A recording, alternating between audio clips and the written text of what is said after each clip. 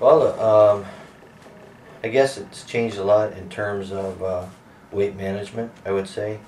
Back when I was wrestling, there really was no rules on weight cutting, and you saw a lot of people cutting weight, due to sauna suits, saunas, dietary supplements, starvation.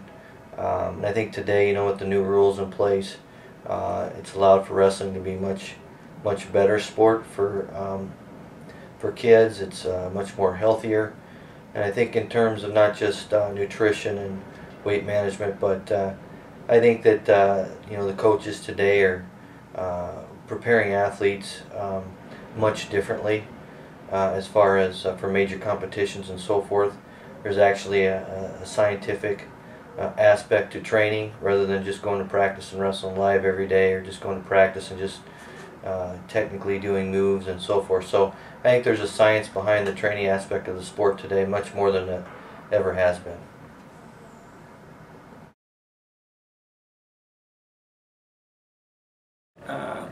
Teaches you self-discipline, and there's no one else to rely on except for yourself. If you don't win, or if you're not in shape, there's no one else to blame besides yourself. And it also teaches you great things like responsibility for doing what you're supposed to on a day-to-day basis. And so you want to do that over? No. The great thing about collegiate athletics in general, not only the sport of wrestling, is that it provides kids with an avenue to develop their skills, not only wrestling-wise, but intellectually, academically.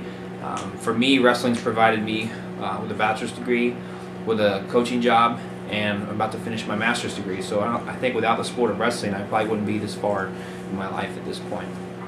All right.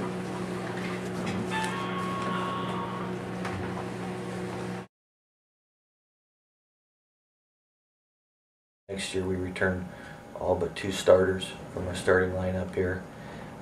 We lose, 2 guys to graduation this year that started for us at 141.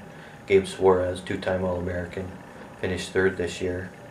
He'll obviously be hard to replace. And then it's always hard when you have to replace a national champion in John Sundgren at 157. But we're real excited about what we have coming back next year with 5 All-Americans and 7 national qualifiers, and we've got an abundance of young men who are doing a great job in the room. We've redshirted some kids that we feel will be in the mix in certain spots as well. So we should have a pretty exciting year next year back on the mats.